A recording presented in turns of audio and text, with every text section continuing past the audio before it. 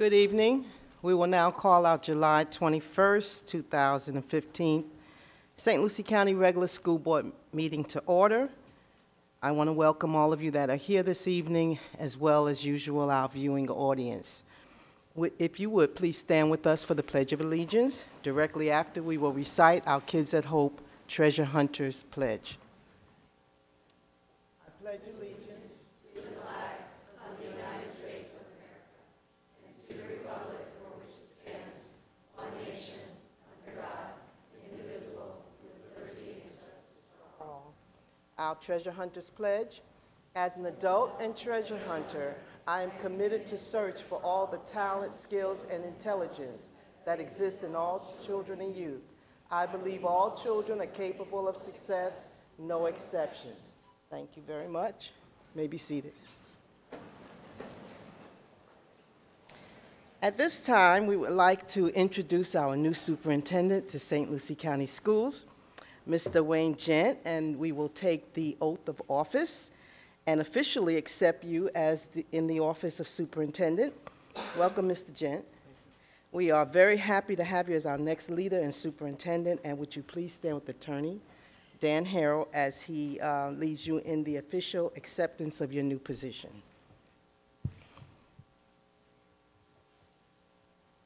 I, Wayne Gent, do solemnly swear that I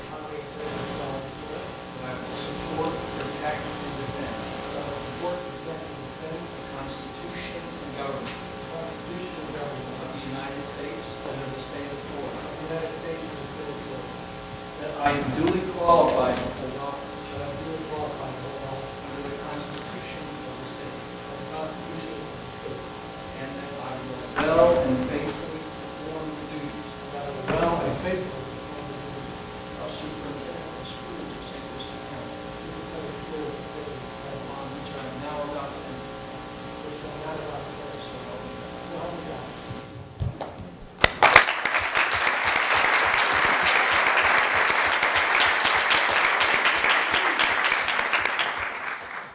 We are so excited, Mr. Gent, to have you as our new superintendent. Also, we want to welcome Mr. John Prince as Deputy Superintendent of Schools. Is he here this evening? If so, would you please stand?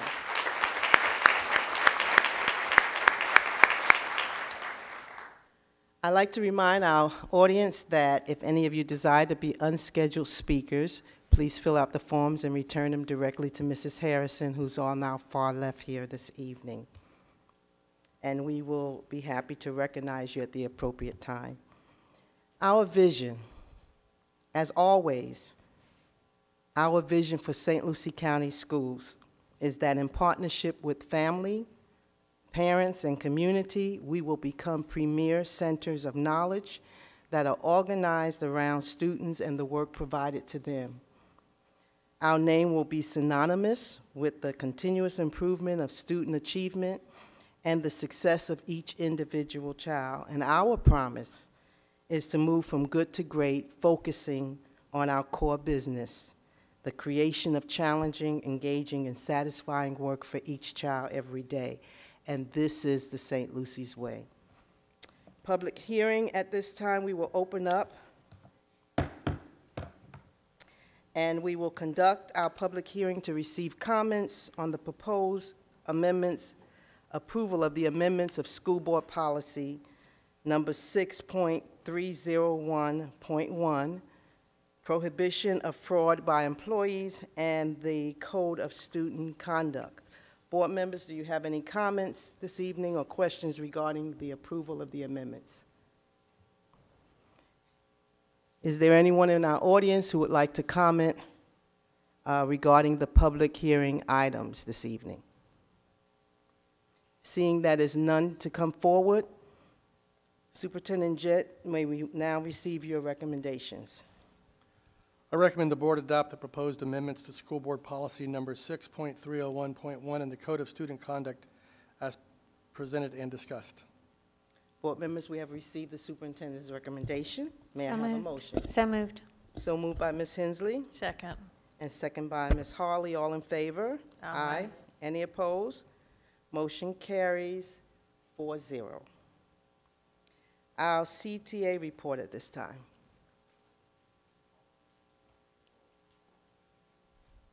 Good evening, Ms. Rodriguez. Good evening. Good evening. And to Superintendent Wayne Gent, I say welcome home. Glad to have you here. Some of you may not know, but Wayne Gent interviewed me for my very first job in St. Lucie County and somehow managed to convince me to beg to do the yearbook at Port St. Lucie High School. So I won't hold it against you, but we are happy to have you here. In the last 21 days since Mr. Gent's arrival, we have seen a number of positive signs as a union that the district will be moving in a forward collaborative motion. In our July special newsletter to our members, which I believe all the board members received, we reminded our members that it may take a little while for the concerns of the past to be taken care of, so it's been really refreshing to see the lightning speed that things have been addressed as we brought them to Mr. Gent and Dr. Prince's attention. And we believe that the solutions that have been come up with so far are reasonable and ones that we can support, both with personnel and with practice. It's given our membership and the union leadership a sense of hope and optimism that we haven't had for quite some time about the future of this district and about being a part of a collaborative solution for this district.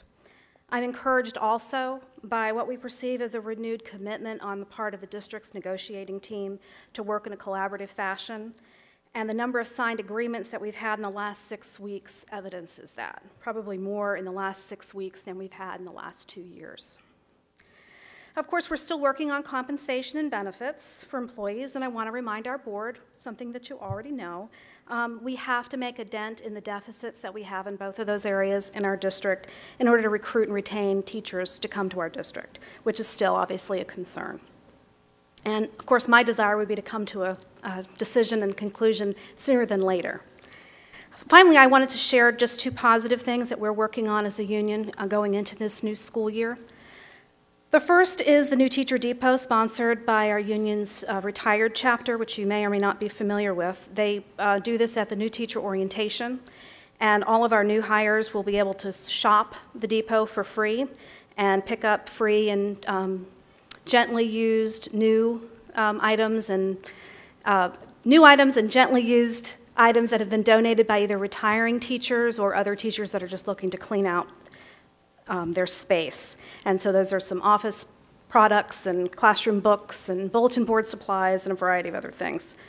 So if anyone has items they want to donate, if you've got a couple staplers sitting around somewhere or a pack of paper, or you don't know how many pencils you got because they were on sale and you just thought, well, you can always use pencils. We're still taking donations in our office on Midway Road until August 3rd, and you can give us a call. If you've got too much stuff, we'll actually come and pick it up from you. And also, we are once again planning a non-instructional professional development conference for the Professional Development Day in September. That'll be open to all non-instructional staff in the district. The conference is going to be held at IRSC, and it's free, and including breakfast and lunch for all of our non-instructional staff that want to attend. The classes will be developed around the concept of wellness. Wellness from doing your job well to keeping yourself well, personal wellness, financial wellness, all of those kinds of things. And more information will be coming out to everybody in email. So just in conclusion, as a union, we are looking forward to being a part of the solution this year. It's part of a full and collaborative partnership, and we believe with new leadership, we have a renewed hope and that we will be a part of that collaborative solution. Have a good evening. Thank you, Ms. Rodriguez, and if you would, please send us as a board the date for the non-instructional program that you're going to have. Thank you. We have a scheduled speaker this evening with us. I don't see him in the audience, but he may be here. Mr. Curtis Sherrod, are you here? Okay, Mr. Curtis Sherrod is not here. So we're going to move right along with our consent agenda.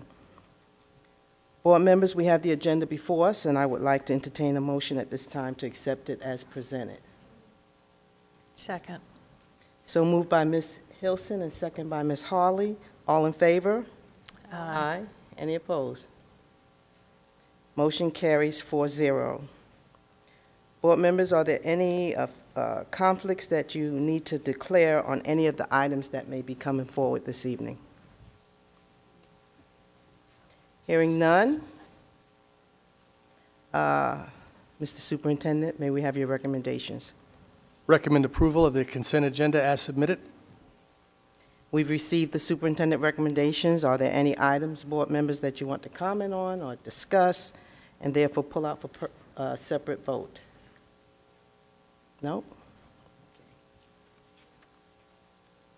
Okay, hearing none, we have received the recommendations. May I hear a motion? So moved. So moved by Ms. Hilson, Second. second by Ms. Harley. All in favor? Aye. Aye. Any opposed? Motion carries 4-0. And now we go right into our new superintendent's update. Thank you, Madam Chair.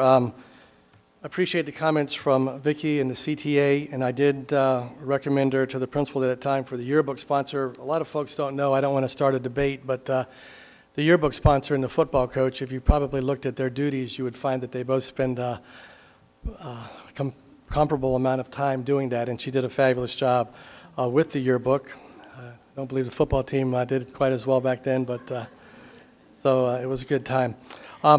This afternoon, we had a reception here for me, and I was just really blown away by the amount of folks that came out and the support from the community and the staff members, and I wanted to say thank you for coming out. And I don't promise, I didn't memorize everyone's name, but I was really trying to put a name with a face, and I appreciate the folks that came out.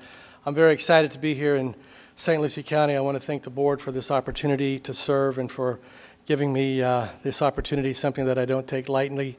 The last several weeks I've been out in the community. We had an Education Development Board reception last week down in Port St. Lucie, and that went very well and was well attended. I've met with many of the leaders in the community. We'll continue to do so for the next several weeks, more so just listening than talking, and looking forward to the opportunities that we have for growth in our community. I've talked about 4 core messages that I will have. Number 1 will be on teaching and learning. Our core mission is teaching and learning. Our teachers are under a lot of pressure. We've got new standards to teach, and it all comes down to what happens in that classroom with the boys and girls in front of that teacher, and it's up to us to make sure that we're supporting our teachers and our administrators and our school staffs, and that our purpose here in this building is to serve and support them. Secondly, we'll focus on leadership and talent development, or building capacity at all levels, not just in the classroom, but at the administrative level, bus drivers, food service workers, clerical workers, to make sure that we're getting the best out of them. Thirdly, we'll focus on safety in our schools, building cultures in our schools, and a climate in our schools that are conducive to learning, and making sure we work with our community on that, which leads into the 4th goal, which is really 3-pronged: communications, community outreach, and customer service. Started that already with the community, with working with the different groups, and we're going to welcome them into our schools. We're going to welcome them to our school district to find solutions together to kind of build some bridges, no walls, and to build on our current partnerships that we have, as well as build new ones. And it's very, very simple, but I think, and I've told this to the principals when I met with them, somebody once said that complexity is the enemy of clarity. I think it's important that we stay focused on some simple tasks that really have far-reaching effect on our students in the classroom, because that's why we're here. Have some recommendations tonight that will come before the board, and I don't know if the folks are here, but I did want to recognize them and have them stand if they are. You already introduced and recognized Dr. John Prince, who will be our Deputy Superintendent. She's not on the agenda tonight, but I did want to introduce my wife, who came to the first board meeting. I'm not sure if I'll ever see her again, Alicia, so I appreciate she came for the swearing in. And if these folks are here, I'd just like for them to stand. Our Director of Alternative Education will be Sonny Booker, right over here, Sonny. And new principal of St. Lucie West K8, Eldridge Gardner.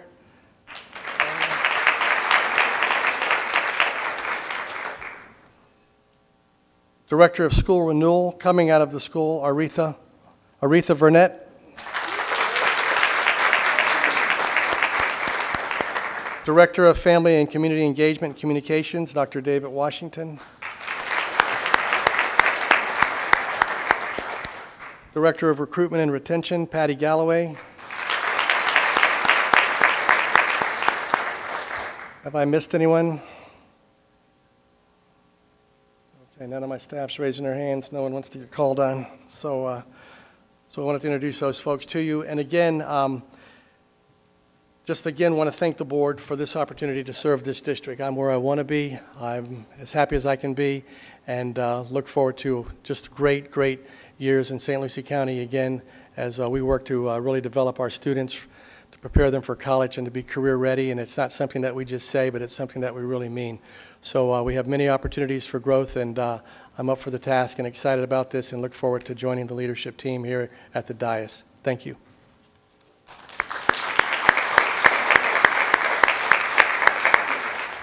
Before we continue with our agenda, I have seen Mr. Curtis Sherrod come in, and we had already done the special speaker time and moment, scheduled speaker rather. So, but I want to give way to you to come up at this time, Mr. Curtis Sherrod, and welcome to St. Lucie County School Board. Thank you. Sorry for being late. My granddaughter's visiting. She kind of tired me up there a little bit. Mr. Sherrod, I will remind you that, I'm sure you know, but it's 5 minutes as scheduled speaker, and our attorney will keep track of time. Mr. Gent, school board members, fellow citizens of St. Lucie County, the clock is ticking. I filed my last brief on 6/29, and the 11th Circuit usually acts within 6 weeks of the last docket entry on the case. The sad part of this is that Mr. Lana could have avoided this situation entirely by simply telling me to go back to work. Since when I first came before you in October 2009, the position that I had been terminated from was still open. And by that time, the state auditors had confirmed my claims because the Fort Pierce Regional Detention Center fell from 10 out of 10 performance indicators under Mrs. Thornton to only 6 out of 10 under Mrs. Clark. And you had already moved Mrs. Jones to a position as a co-teacher at Westwood. So it is clear that Mr. Lana and Mr. Bonner, Mr. Slager, knew by this time that either Ms. Jones didn't know what she was doing or didn't care about the kids, because she was demoted from lead teacher and ESC chair at the detention center to not being trusted to run her own classroom at Westwood. This is just one of the lines of questions that I will be following at trial. I mention the trial because there's a 66 2/3 chance that we will either go to trial or I will win outright, because you have failed to answer several questions of material fact that you would have to prove at trial. Therefore, under Federal Rules of Civil Procedure, Rule 56, the 11th Circuit could simply rule that you have lost. However, it is much more likely they will remand the case for trial. Now, to be perfectly honest, there's a 33% chance that the court will throw the case out. It boils down to whether or not you want to gamble with the taxpayers' money, because at that point, due to your continued intransigence, I will not be inclined to settle. Therefore, the district will be facing a judgment of 6 years of back pay, plus 3 years of front pay, plus $119,000 for the house that I lost in Palm Beach County, or if you prefer, the $89,000 it was sold for, plus the $20,000 I put into it fixing it up, and the $10,000 of mortgage payments until I lost it. Any way you count it comes to $119,000, plus the $167,000 I lost in my retirement fund, amounts to a grand total of $861,700 in monetary damages. Keep in mind that when I was out of work for 1 year in Palm Beach County, the damages for pain and suffering was $350,000. And that was out the ADA violation, which shows malicious intent, even if the court rules that I can't recover for ADA violation and the loss of my time in Palm Beach County. The loss of my home in Palm Beach County, where both my children grew up, and where my grandson, who passed away from SIDS, had his first full bath in a bassinet at the kitchen sink, just like his father and aunt did. Without that, they awarded me $350,000 in pain and suffering. You add just that amount, it comes to $1.2 million. Mr. Gent, like it or not, you have 3 problems. One I've already described. The second is the high turnover rate in teachers. If I understand the situation correctly, this is a county with quite close to 50% black enrollment, and you are putting young teachers in the classroom who have been educating the same racist paradigm / curriculum that teaches young black males to hate themselves to the extent that they're killing each other in the street. And white males like Dylan Roof, Darren Wilson, George Zimmerman, and many police officers as well, that all black males are inherently dangerous and that they are justified in killing them because they feel threatened. So young teachers in the classroom think that most of the black and brown students are inherently inferior morally, so they don't know how to behave in class, academically, so they can't perform in the classroom, and then you tell them that they're going to be held responsible if their students don't achieve. I mean, that's the bottom line. And what is your solution? More of the same training, and you expect a different result. Benjamin Franklin said that was the definition of insanity at least 165 years ago. I know that I can help. This is why I spent 4 years pleading with you. I didn't want to sue you. Mr. Lanner gave me no choice. In conclusion, the third and final problem is that I am not Ronald Lyson. This is not my first trial. Mr. Gent, if you don't think I'm capable, I suggest you call Palm Beach County Legal Department and speak to Iola Moses. Because should this matter go to trial, I will serve as my attorney without a day of law school, while your attorney will be trying to convince a jury that I, who attended Winston-Salem State University, which was named Winston-Salem State Teachers College for the 47 years immediately preceding my enrollment there, am an incompetent teacher. I'll be sending the entire board follow-up information. Mr. Gent, I hope that you will read it carefully and will call me with the will to finally settle this matter. I am a reasonable man. All I want to do is recover some of my losses, support my family, and let my wife retire from that 120-mile round trip to Palm Beach County every day. I thank you for your time, but believe me, as your lawyers try to say that I was threatening you, I wasn't threatening you. I was backed into a corner. I had no choice. That was the promise. And I will see this to the end. And like I took Palm Beach County to court for a decade, you can go too. Thank you. Thank you, Mr. Sherrod. Attorney Harrell, do you have any comments this evening?